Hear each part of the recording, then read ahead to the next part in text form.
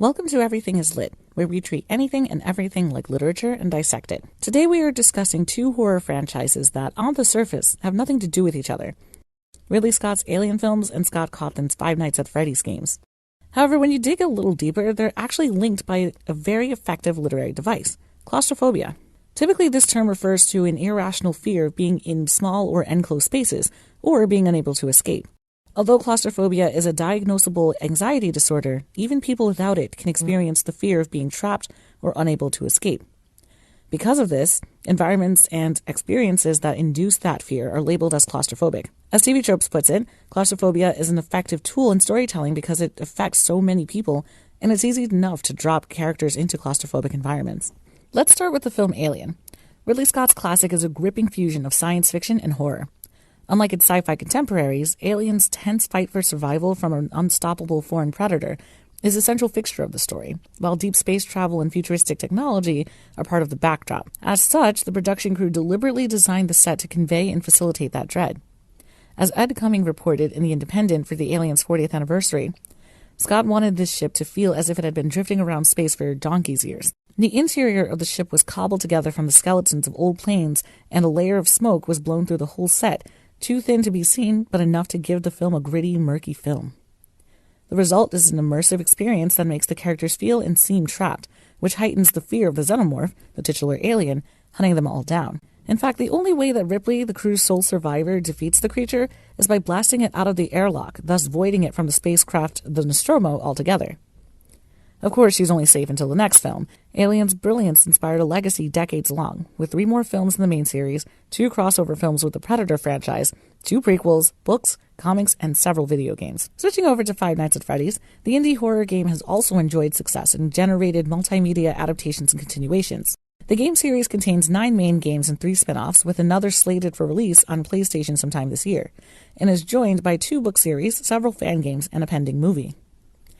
FNAF's popularity derives from the simplistic and accessible gameplay and storytelling of the franchise's first installment, in which you play a security guard who must survive the night shift at a kid's pizzeria while haunted animatronics hunt you down. You cannot leave your small office, but the animatronics can certainly find you, and all you can do is track their movements on the cameras and hope to close your generator-powered doors in time without wasting your limited resources. Again, the core mechanics of this game are simple yet effective.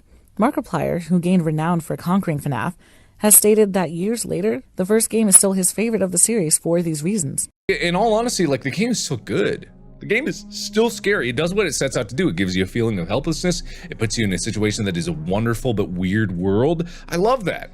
By confining you to the limited space of a back office, the game forces you to defend your territory. This, combined with the Easter eggs you can sometimes find on your camera feeds, makes the setting a core part of your gameplay experience. In his YouTube Red series Game Lab, MatPat talks about this after playing a live recreation of a Five Nights clone.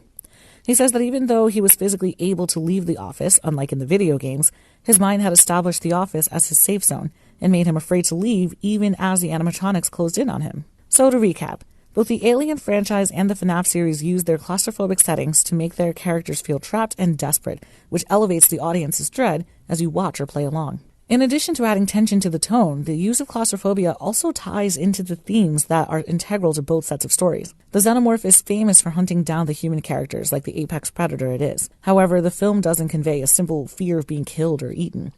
More than that, the very first film establishes that one of the true horrors of this creature is that its offspring force their embryos into you and later a nymph bursts out of your chest. Cumming quotes film critic David Thompson as commenting that, simply put, Alien is a violation film in which the victims are male. FNAF conveys a similar dread.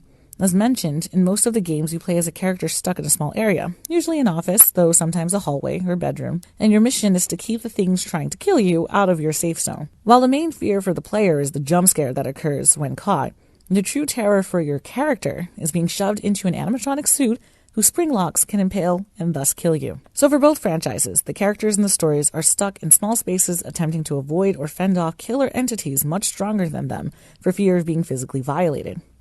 We could even draw another similarity between the franchises by looking at the modern direction FNAF is going in. The Fazbear Fright books, which Scott Cawthon has explained is part of the FNAF games canon, features several stories in which animatronics attempt to possess, steal, or hack up children's bodies to become real. In this way, the animatronics' physical violation is a vehicle for their reproduction. just like the xenomorphs. This emerging theme gives me an idea. If claustrophobia is the fear of being trapped in an enclosed space, then the fear of having things forcibly shoved inside of you, like an alien's proboscis or an animatronic's mechanical springs, should be coined as a separate, though related fear. I am officially declaring this enterophobia, from the Latin word enterius, meaning inside, and Greek word phobos, or fear. And while I harbor no delusions about this new phrase being classified as an official phobia, I do expect to find more examples of enterophobia as a literary device. Since we're comparing their settings, I just wanted to point out the irony that Alien movies were created in the 80s and set in the future, while FNAF is modern and set in the 80s. Also, speaking of phobias, did you know that automatonophobia is the fear of mannequin statues and, you guessed it, animatronics? Thank you so much for watching. Don't forget to like this video and subscribe to the channel so you can be the first to know when a new episode is posted. And as always, stay lit.